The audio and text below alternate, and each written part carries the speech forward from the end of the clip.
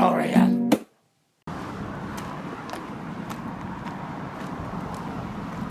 Rockstar drinker. My kind of fella.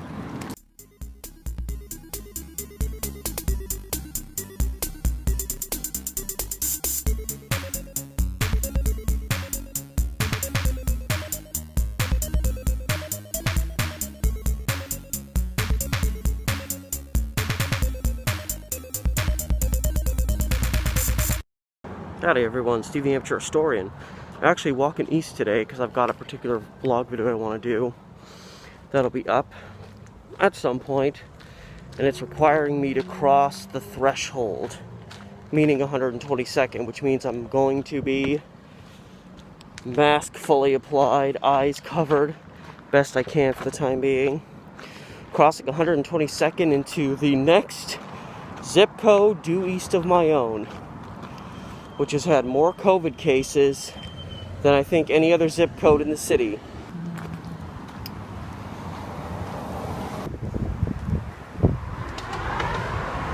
Market 122nd. I ain't touching you.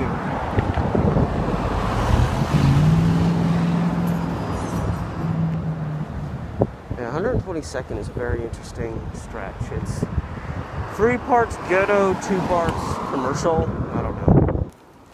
And again, not to be judgmental, to mock certain areas. I mean, granted, I live in this general area, but you can really tell when a neighborhood is kind of crappier than others by the fact that all of a sudden you'll just be walking down the street and there's just various trash items kind of tossed about. I've already just in the last couple of blocks seen like 3 discarded face masks. And that was a face mask once upon a time. So we're coming up to 130th and Market, and actually David Douglas High School is right over here. David Douglas High School is the, at least student body-wise, the largest, at least last I checked, largest high school in Oregon, and a lot of fairly well-known people went here. Of course, I can't remember a lot of them. My girlfriend went here, my dad went here, a lot of people I went to work with went here. Sam Elliott, the actor, went here.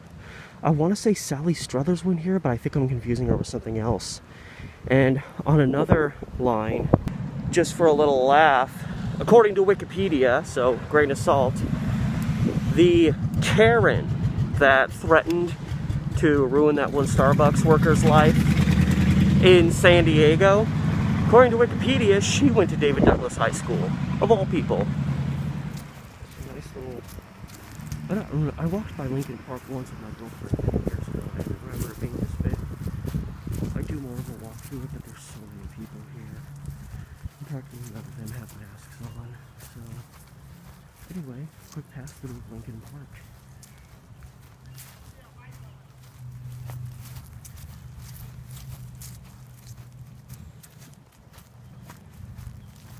No, I'm not on that designated path. I'm just walking through the trees. This is a pretty nice park, you know, and COVID's not so much of an issue. This would be a pretty nice park to walk through. It's certainly shaded enough.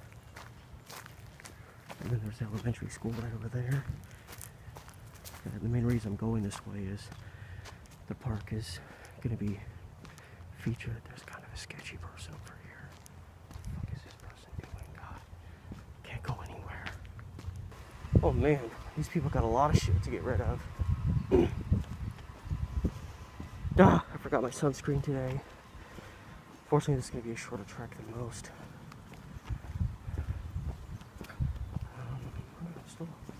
Market. Oh man, this is a childhood reminder. I remember seeing this as a kid. The Mobile Village sign. I think I wonder if this, because my aunt lived in a trailer park like this for a while. And it was kind of in this area. I wonder if this is where she lived. Am I having some deja vu? I might be. God, this stretch is just a... Again, I can make fun because I live kind of around here, but this area is a freaking rat hole. This place got tore up. Stark Street. I honestly feel like I could get shanked out here.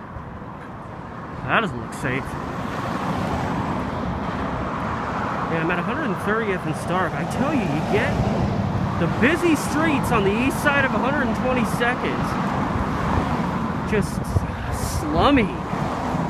Oh man, Rainbow Dragon.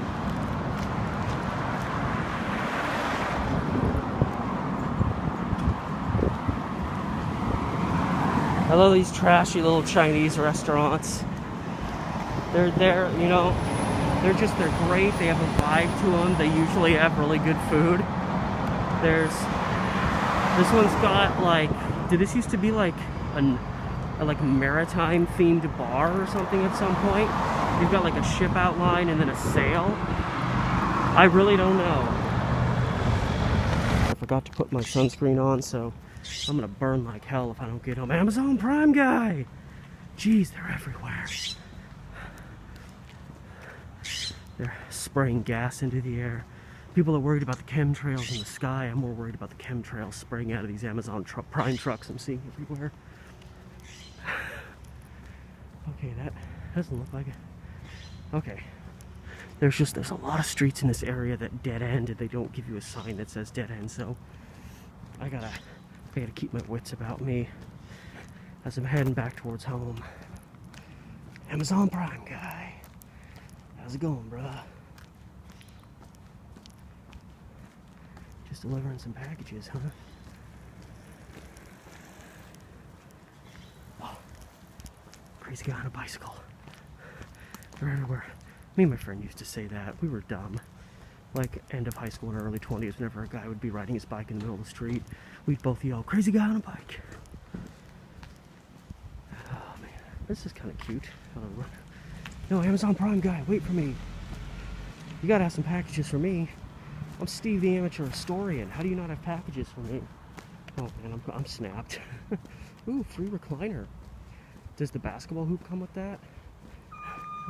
Uh-oh, Amazon Prime guy doesn't know where he's going. Yep. Turn around. Oh, there's that water tower. Come on, Amazon Prime guy. Oh, boy.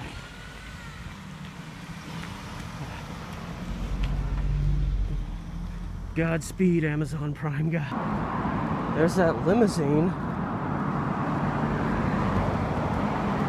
Just random. Here's Ventura Park, which I like to walk through, but there's usually a lot of kids here, and I don't want to be the guy with his camouflage mask, shades, long scraggly hair, stubble, walking around videoing when there's a bunch of kids around, you know? It's not a good look, ever.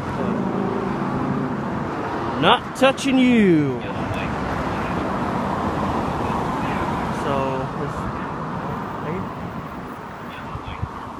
Wow, douche.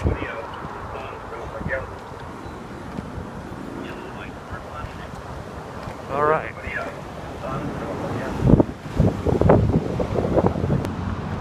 And I didn't even know this park was here till I found one of the old baseline mile markers that pop up along Stark.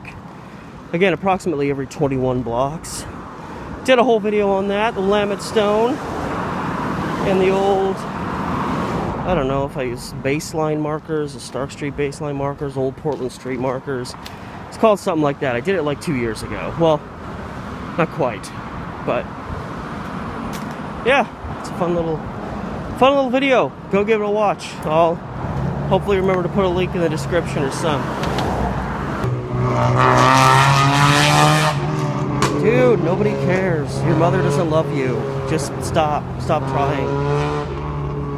God, every time that guy changed gears, his car lurched forward. Like, even his car was like, dude, stop. You're a tool, dude. Just past this sign. Here we are. And as far as I know, this is the only one of these markers that actually has like a sign next to it that says really what it is. But yeah, various looks. Some have been painted over various heights. This one's a little taller than some. But there's a P and a 7, so this means we're roughly 7 miles away from the Willamette River. And here's a little general info about it. Yeah, these were put along Baseline Road in 1854. Engraved P for Portland and number for each mile from the old Multnomah Courthouse to the Sandy River. So actually, technically, it's probably just across the Willamette River. But whatever, we're roughly 7 miles from downtown Portland is what this denotes. And yeah, so 7 of them have been lost. 8 still exist. And yeah, Stark Street was originally called Baseline Road. So yeah, these pop up every 21 blocks or so. Now I just need to get across the street. Oh boy, Proud Boy sighting. Proud Boy sighting. I'm sorry, I don't want to be judgmental, but oh, another discarded mask. I'm sorry. I'm not comfortable, you know? Been made to put that way. I'm not comfortable when a guy in his big old dumb I got no dick truck blows by with his big ass American flag and his neck beard. Like, you're going to force me to make presumptions about you, and why? Maybe because these fucking scum are, you know, going all over, not even just Portland, the whole state. They're like, they've declared war on friggin' Seaside pretty much because of this one place that they were doing their dumbass protests. Standing there in front of people with their friggin' guns out, acting like somehow they're not the bad guys. They've already caused more violence and damage to life than some 3 months of protesting by the other side. Another thing. So yeah, you know, a lot of people, their senses, their concerns are heightened. So when I see a guy blowing by in his big old truck with his big old American flag hanging off the back, I like to think, it's just a patriotic good old boy. But unfortunately, there's been a lot of big trucks with American flags being driven around by a bunch of jackasses, toting guns around, claiming they're defending freedom while they're threatening the lives and being confrontational with their weaponry to anybody who disagrees with them. What the fuck kind of freedom is that? Anyway, rant over.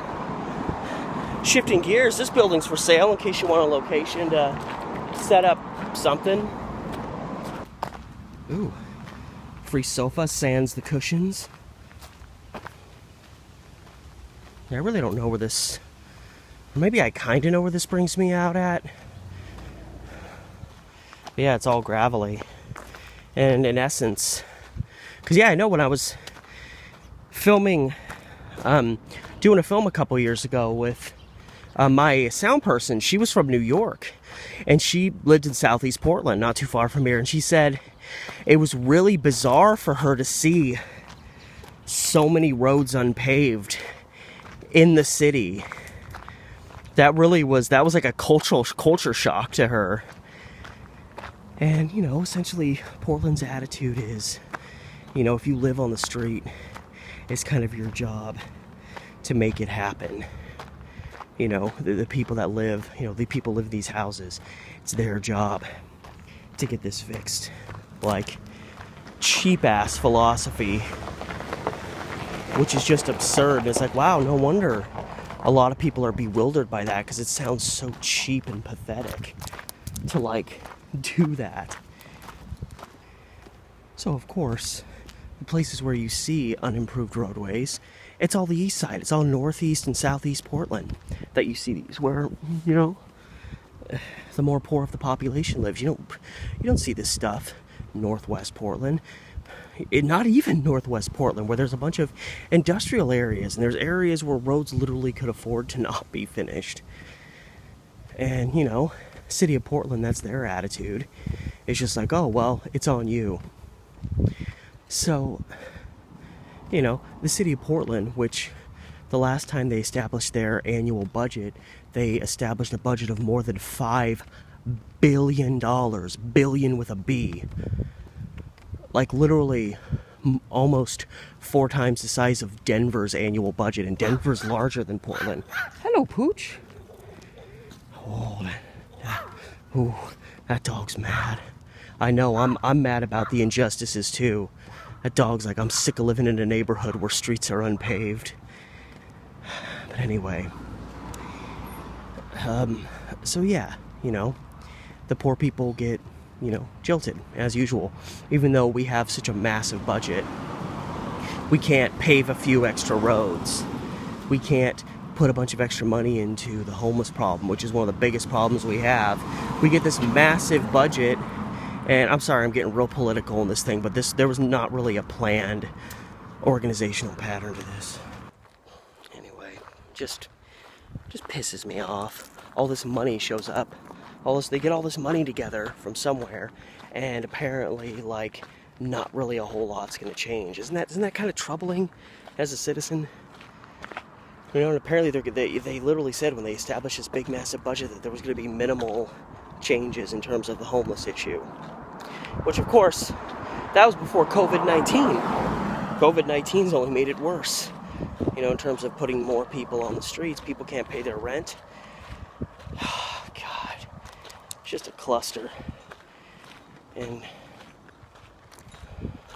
nothing's ever going to get resolved unless you have people in power who have the interests of others near and dear to their heart as much, if not more, than their concerns about themselves and their own lives.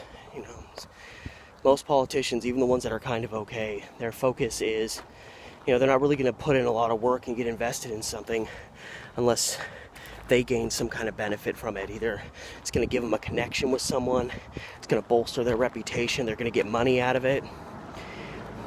Yeah. The politicians that do stuff just because it's good and right and just and moves us forward and makes things better, they're few and far between, no matter where you go. God, it's hot. Ooh, hello, squirrel. How you doing, fella? Just another day fetching nuts and what have you. Yeah, the other day I cut right through here, but I looked off this way and it just looks really pretty. And it's Hawthorne Boulevard. I didn't even know Hawthorne Boulevard had an established point out here, but apparently it does, at least briefly. I feel like something just stung me. I swear, if a bee got me, I'm gonna be pissed. So yeah, it's just nice. You've got decent amount of tree coverage. It's quiet, which is always a plus, especially in this area. And you're not too far from busy streets. This is pretty nice and quiet for these parts. And on a side note, something else the amateur historian learned about himself. A lot of these are just, ooh, nice bug, nice Ford. Oh my God, that's an old kind of blue. Oh, it's like a station wagon. I was gonna say that looked like a '60s blue Ford, which would potentially tie into another video I did. It's just interesting. Anyway, that's a story for another day. But no, I've kind of thought it might be the case for a little while, and it's kind of become more and more of a kind of a strong certainty on my part without any kind of actual what's the word, diagnosis. I don't even know if you do get this diagnosed or if you just accept, this is me now. But I'm pretty sure I'm lactose intolerant now, or at least something along those lines. A couple months ago, I had a bowl of cereal and just felt gross afterward. Then I had another bowl of cereal 3 days later, and the exact same thing happened. And I don't really have a lot of dairy anymore. And we were at my girlfriend's grandmother's place, just, social distancing, but visiting briefly because we hadn't really seen them in person for months. And I think we were celebrating her grandma's birthday too. And we had cake and ice cream, and the cake was fine, but the ice cream was just, it was delicious. It was that Costco Kirkland ice cream. It was like, oh my God. Even my girlfriend, who is not a big vanilla fan, she was like, oh my God, this is amazing. By the way, this car's pretty damn amazing. Look at this ride. This ride's seen some shit. But yeah, I had the ice cream. I was like, oh my God, this is delicious. And then the whole rest of our visit, I just felt like I was going to throw up. So either I am lactose intolerant or something along those lines, or it's just a random coincidence that I get sick whenever I have dairy now. I like this where it kind of dips down and goes up again. It's almost like an optical illusion, like you're going down but you're going up. Yeah, and this takes me to Salmon, 1 block down, and I'm right back to where I started, walking up to the roadways unimproved. But yeah, I like this little stretch where it starts as Hawthorne. I'm guessing when it turns, it becomes a numbered street. Yeah, it says 114th place on the sign here. Yeah, who would have thought? I've walked through this area so much because it's so close, and where the hell else am I going to go? Where you going, bird? I envy the birds. They can go wherever they want right now. But yeah, that was a little stretch I haven't walked through. It's always, especially now. It's not just COVID, it's 2020 in general. You got to enjoy little things. I stayed home and pretty much didn't leave home for the better part of like 4 months. And I remember walking to the store, and as I was walking back, it was beautiful. It was like 70 degrees. There was like a slight wind, pretty much clear sky, a few clouds in the sky. And I was just walking home, and I just felt that gentle breeze hit me. And it was just like, I was nostalgic. Now I don't feel that as much because I've started going out more and, playing it safe. But of course, it's going to be real hot the next week. It's supposed to be, today's not supposed to be terrible. It's supposed to be like, 80, 87, 88. But it's going to be pretty much 87 to 95 for the next several days. And that's a little hot for the amateur story. And again, I'm a Pacific Northwesterner, Oregonian, born and raised. I don't have that southern, either, southeast or southwest, that real experience of dealing with it being 100, 110 every day, 100% humidity. I don't have that experience. So, some days all it takes is a little bit of humidity and like 88 degrees, and I'm just like, I'm ready to take a cold shower, But it's a matter of, in one way, enjoying what you can, enjoying what you have in the moment. Because we don't have as much as we usually do, and we have, some of us are having less and less as time goes on. So, it's really easy to fall into despair right now with the way things are going. And, I'm sick of the quarantine, Aside from my health, part of the reason I'm forcing myself to walk every day, even when I don't want to, is just to break the monotony. I'm sick of being home. We all are, but I was able to deal with it. But once August hit, I was just like, it was affecting me, so I had to start getting out. Now we're coming back I turn this way, and that's the way I went down earlier, so I cross through here all the time going to the corner store. But so yeah, in part, it's about enjoying little things, but it's also finding new things. Obviously we are who we are, but if you're one of those people that doesn't really like to do anything, it's just kind of taking this opportunity to laze on your ass. Whatever, I'm not going to tell you what to do, but, you can find, you're being given to a degree, and obviously some of us are essential workers and have to keep working, and those people are amazing, they've been, since this thing started, the real quarantine situation, they have been dealing with it, they've been taking it. I applaud. I'm always super friendly and super like, hey, how's it going? When I go to the store or when I go anywhere where people are still having to work. And not only are they constantly having to deal with the retail customer bullshit, but they're also having to deal with, the everyday concerns like, when is someone going to come in without a mask and go on a friggin' tirade?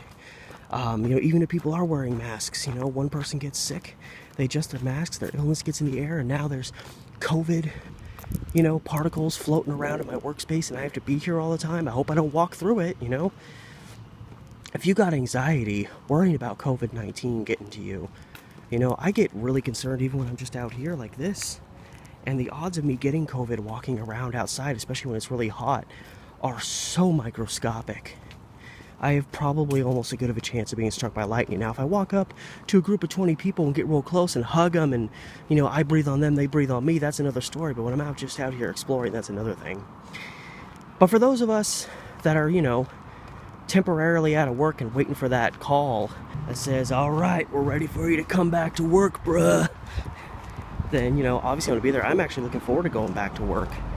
It's another way of breaking the monotony. I'm sure that'll get old real quick, but, I miss some of my coworkers and, things of that nature. And I miss, I almost miss, walking around and knowing that while I wasn't getting much, I was still getting some exercise. So just, for those of us, I mean, obviously, a lot of places are closer to opening back up. It's a little late. It's been several months. But for those of you that have the luxury to kind of you're just kind of hanging out, this is a perfect opportunity to discover new things. Now, obviously, I'm still doing much of the same. I'm still doing my YouTube stuff, but I'm contemplating other things, YouTube related. I'm contemplating other things in terms of my future, in terms of film. I'm reconsidering things in my life because I have the time to stop and sit and do that, without worrying, I got to go to work in 10 minutes. If you're not working, it's a great opportunity to utilize this time. Those of us that aren't working, we've been off work for months. You've had your time to rest on your ass and chill. Now start apply. And of course, I'm one of these people that, I hate, there's nothing I hate more than not being able to do something on a given day. Every so often, I'll just sit on the couch and watch YouTube all day. But those days are few and far between, with the exception of when, I'm sick or whatever. Ooh, those are pretty. But yeah, this is a perfect opportunity to discover things about yourself. Discover things you didn't even know about yourself. And with that said, I am sweating like a goose. I don't know if that's a term, but just turning the corner, heading my way home. So anyway, just, going out, get a little extra B-roll for my documentary. Gave me a place to ramble and whatnot. But, yeah, that's about it. So as always, remember to, there's always someone out here cutting something. Anyway, as always, remember to like, share, subscribe, hit up my Patreon, all that stuff I tell you all the time. And I probably should be saying it at the start of the video because not as many people are making it to the ending, but I'm a dumbass. Anyway, thank you so much for watching. Till next time, this has been Steve the Amateur Historian. Look forward to my new, bigger projects coming down the line.